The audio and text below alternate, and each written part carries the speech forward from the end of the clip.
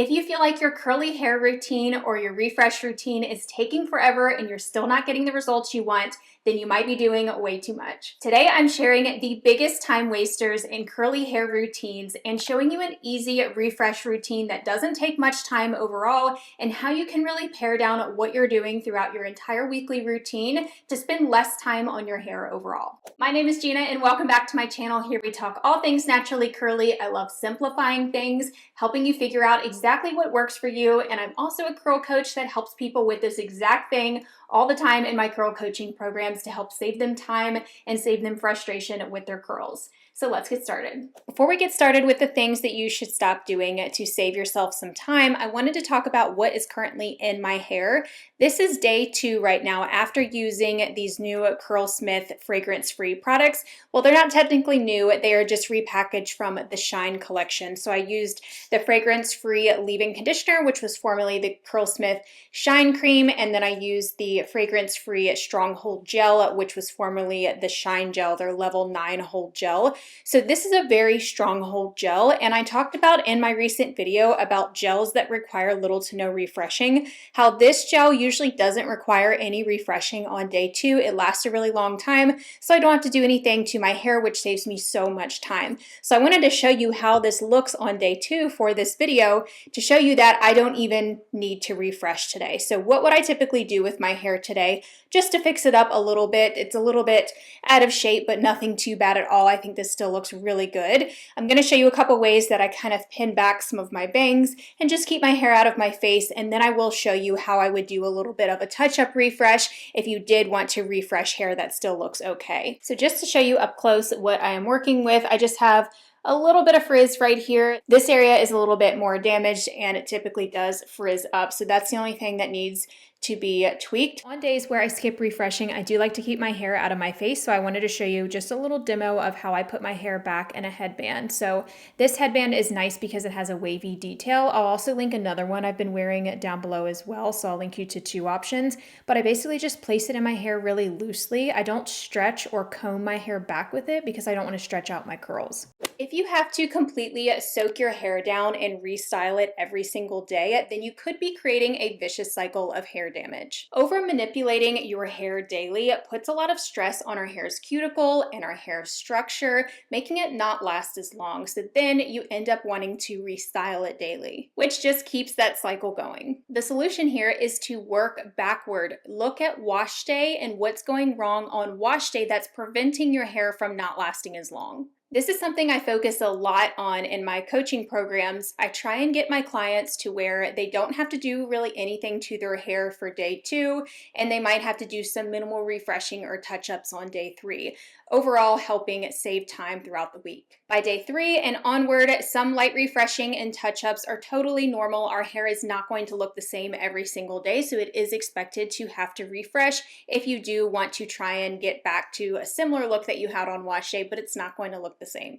But as your hair gets healthier, it will last longer. You just have to initially break that cycle to where you can get your hair healthier, and it's going to last so much longer to where you don't have to do a ton to it after wash day. Back when I was still in the middle of transitioning my hair, I was growing out past heat damage and highlight damage. My hair did not last at all. I had to do daily refreshing, and it definitely did create a vicious cycle for me to where my hair just stayed damaged. Once I finally stopped doing daily refreshing and I just left my hair as is, doing different hairstyles like this just to keep it out of my face, maybe some things to hide the damage, it definitely got healthier over time. Another thing you can do to keep your hair out of your face is use these little claw clips. Any sort of claw clip is going to help prevent your hair from getting a dent in it like a scrunchie can. So I will usually just pin back these front pieces right here, especially the frizzy areas, just to kind of hide them and get them out of my face, and then I'm not tempted to touch them and refresh them. So usually I will just pick up areas that are already separated. I don't want to pull apart curl clumps or anything, and I don't even need to do any touch-ups. It's just the side pieces for me that get a little frizzy and they bother me when they're in my face. I wanted to show you that one more time up close, how I place these clips. I make sure to push the section forward. If you push the hair forward, it's not going to stretch out your curls. So just push it gently forward and then place the clip. Then when you're ready to take them out, your curls are totally fine and you don't even need to refresh. Now, as we talk about the next couple of things that you should stop doing to save yourself some time, I'm going to show you how I would do a very light, easy touch-up refresh when I have a gel in my hair that's that thicker, stickier, texturizing gel. It's not so easy to refresh that sort of gel. So here's how I would touch up with that gritty feeling in my hair. Kind of feels like hairspray, if that makes sense. So since I used this curl cream on wash day that's already in my hair, I know it's compatible with these products. I would just use a little bit of this mixed with some water, or I would just use water. Another option is to use an oil. I do that a lot. I'll put just a little bit of oil on my fingertips and then gradually separate some curl clumps. So that's all I really need to do to my hair to touch up, is maybe tame some of this frizz, separate some curl clumps if I want to get even more volume, because they do like to group together overnight. So that is one way that I could touch up. But again, normally I would just leave this. So I might take a little bit of this leave-in, or let's try it with just water first. I always recommend refreshing with just water where possible. If you used a gel that's good on wash day and has enough hold, it should reactivate with just water. This perfectly leads to my next point, and that is so many people are using way too many products, just piling on different products to tackle various problems without truly knowing what's making a difference. So I'm just wetting my hands and then smoothing over some of the frizzy areas. And honestly, using too many products is not our fault. So many brands push these 10-step routines, such as using shampoo, conditioner, leave-in conditioner, curl cream, mousse, gel, oil, hairspray. Like, we don't need all of those products on wash day, at least not all of us. Some of us might get great results with that, and if you do, keep doing your routine. But if you're struggling identifying what's wrong with your hair, if you find that you've tried everything and nothing is working, then you really need to pare back your routine. In reality, most of us only need anywhere from 1 to 3 products max, like probably even 2 products max. Just start with something like a moisturizing gel and nothing underneath. You won't really know how a product performs unless if you use it by itself. There's just too many variables at play to figure out what's going wrong with your hair if you didn't like your results. Using too many products can lead to buildup, weighed down hair, sometimes over moisturized hair, and issues with troubleshooting to try and figure out what's going wrong with your hair. So if you can just see like these types of little stringy frizzy bits, this is what I'm touching up. I'm just smoothing over them and coiling them back into a curl clump that's next to it just to keep it tucked away so that way it lasts even longer. And this is just a little bit of water. It's air drying really quickly. I'm not soaking my hair down. Using less products and paring down your routine is one of the first things that I help my curl coaching clients with, because I often find that they are using a lot of different products and they don't even know what's working for them. And I really try and simplify their routine. That way their whole wash day routine and their whole week is much easier to manage and quicker. So on your next wash day, try your gel by itself and let me know how it goes. Since this area is feeling a little dry, I am going to take just a little bit of the fragrance-free leave-in, a tiny amount, and I'm just going to add a little bit of water here to my palm and rub it together. This is going to help kind of re-moisturize these ends. These ends are higher porosity, so they do tend to get a little bit dry in between wash day if I didn't quite get enough moisture on them on wash day. I know, me, an avid brush styler, is telling you not to brush style, but hear me out. Brush styling is not for everyone. If you have minimal frizz in your hair naturally, or if your hair is wavy, or if you have looser curls, brush styling may just be stretching out your curls and not giving you enough benefit for the time that it might take. Just to show you what I'm doing, I'm picking up some of these curls that are a little bit frizzy and maybe a little tangled, and I have some of that leave-in on my hands, and I'm just kind of smoothing over them and removing where it's a little bit matted up to help kind of smooth it out in finger coiling. Now, brush styling does have many benefits, such as smoothing frizz easily. It really helps to clump the curls very easily, especially if you're someone like me that struggles with stringy curls. And it also helps enhance ringlets and spirals in the curls because it applies that tension, which helps the curls bounce back up. But for some people, it can do the opposite. It will stretch out the curls and they don't necessarily bounce back up if you don't have that bounce to your hair naturally. And sometimes it is just the cause of not using the right technique. If you're not brush styling properly, such as if you're not going in the right direction that your curls naturally take, or if you're just not angling the brush just right, it can stretch out your curls to where they don't bounce back up. So you do have to first make sure that you are doing it properly and you have tried those different techniques of changing the direction to make sure you are going in the right direction. But if your curls and waves don't even have a direction, or if they don't necessarily spiral or create ringlets, then brush styling might not be worth your time. If brush styling hasn't worked for you and you've determined that it's not worth your time, there are some other techniques and methods that you can use when you're styling on wash day or even when you're refreshing to help smooth out the curls and clump them. How many steps is your wash day and how long does it take? Tell me in the comments. We already talked about the issues with using too many products, but what about too many steps? Overcomplicating your wash day with so many steps is definitely wasting your time. One example of this that I like to talk about all the time is the plopping technique. This involves styling your hair first, then putting your hair up in a plop, which is tying it up in a hair towel on top of your head, waiting a bit, and then maybe diffusing or going to air dry. In my opinion, this is a total time waster. Now again, if you're doing this technique and getting amazing results, then keep doing it. But if you're struggling with some of the things I'm going to mention, then you might want to try a different technique that I can show you. Plopping can really just press your wet hair with products onto your scalp because you're tying your towel up and your hair is getting smushed against your scalp with that. That can contribute to a lot of product buildup on the scalp. You're getting that product onto your scalp, which can lead to some itchiness on the scalp. It could even lead to your roots getting weighed down. But the biggest thing is it just prolongs your wash day routine because a lot of people might be putting their hair up in a plop and then maybe going and doing something else like doing their makeup and then coming back and diffusing. Yes, that probably is still about the same total amount of time, but if you're noticing that when you take your hair down out of your plop that it might be messed up, maybe you've got some wonky curls or waves and you're having to then fix it, that's where it's really adding time to your routine. And not only that, when you're going back in and messing with your hair that's already started to dry, like that drying process has started to where the cast might be starting to form, that's really contributing to a lot of unnecessary frizz when you're messing with it too much and just over manipulation in general. So instead, to speed up your dry time, try the micro plopping technique. Micro plopping just involves styling your hair and then taking your hair towel and gently scrunching with your hair towel. You might need to also add a little bit of extra gel at the end if you find that you get a lot of frizz or if it removed too much product. But this is going to significantly speed up your dry time because it is going to soak up that excess water, and it can even soak up excess product if you've applied too much product. And I've also found that this micro plopping plus extra gel step can really help increase hold for people. So if you're struggling with getting hold out of your gel, this is definitely something you want to try, especially if you like to style soaking wet.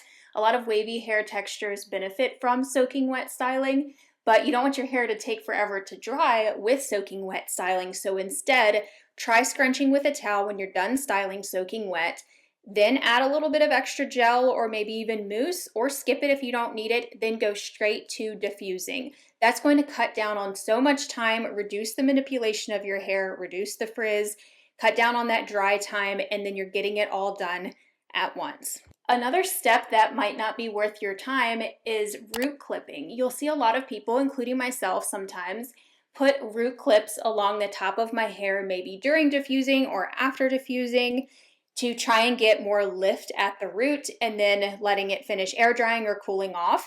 And you might get some root lift right away, but I bet that root lift falls anyways. So it might not even be worth your time. Take a look at how much root volume you have shortly after that compared to without using clips and see if it's even making a difference. You might not even need to kind of extend your wash day by sitting around in root clips. You could just go straight to fluffing out your roots and scrunching out the cast and see if your root volume is about the same. Instead, you could try adding a little bit of hairspray. So my hair is already air drying pretty quickly, and just to summarize, I never actually added any more gel. I just used a tiny bit of water, like my hair didn't even really get damp overall, and a little bit of leave-in on the areas that were feeling a little bit dry or maybe where I had like a pretty bad tangle that I wanted to go ahead and smooth out. That's the only areas where I used leave-in, and that was to help give me a little bit of slip so I could actually get through my hair. You could do a hair oil and no water, that would be even better, and that's what I do most days when I don't really need to refresh, but I want to just bring back some of that moisture to my hair, add some shine, and separate some curl clumps. So it's already dry, but what I would normally do is maybe just diffuse for a few minutes, maybe 1 to 2 minutes max, just to kind of shrink everything back up to give me some more volume. And that can also help with any stringy areas. So if you did wet a couple of curls and now they're hanging down longer and looking very uneven, definitely take your diffuser and just pop them right back up for a minute or so and you will be good to go. You don't need to spend a lot of time diffusing if you didn't wet your hair down a ton when you're refreshing. So I just diffused right there where it felt a little bit damp and was looking a little stringy for just maybe a minute or so, and it went right back up to where I want it, so that way it lasts even longer. So basically at this point, my hair just has the cast back, so now I can scrunch it out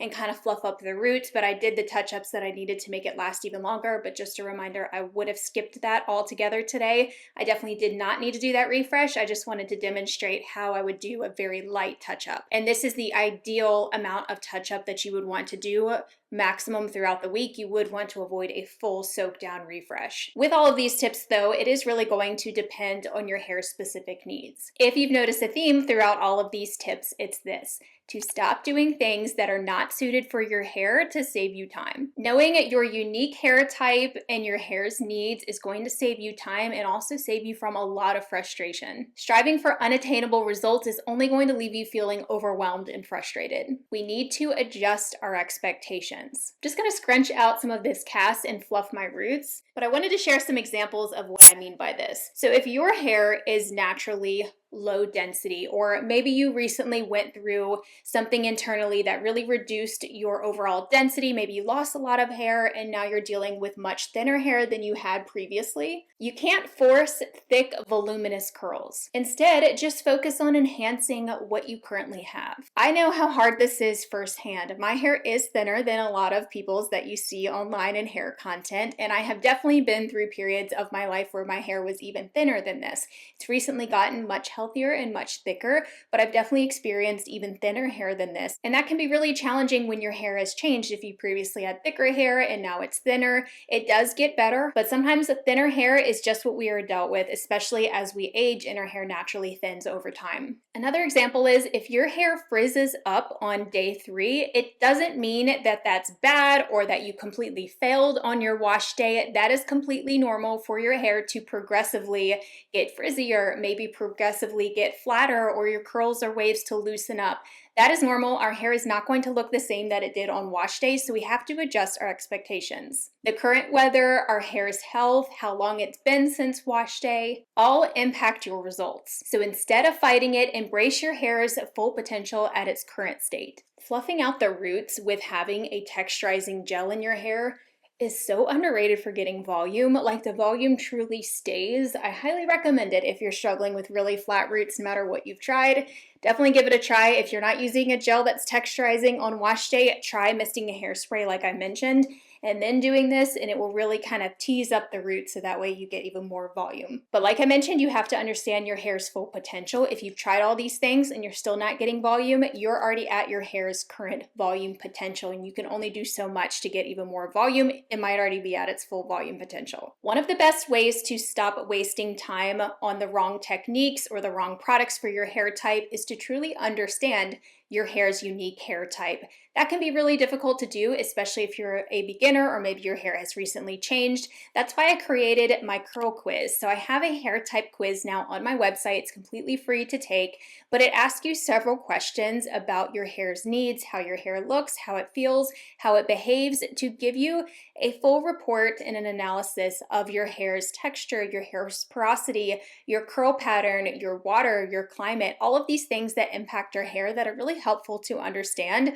I break it down in a simple, easy to follow way. You get a report sent to your email, which also includes links to products that might be good for that particular hair type. So I'll put the link down below for that hair type quiz. Definitely recommend it if you haven't already taken it, to get a better understanding of your hair type, so that way you're not spending too much time on the wrong techniques and products. I also wanted to share something with you that I shared during one of my group coaching sessions. We were doing a live real-time guided refreshing session where we were refreshing our curls together. And I told them to ask themselves, is this my hair's full potential for today? Considering this weather, considering my hair's current health, is this my hair's full potential for this particular day?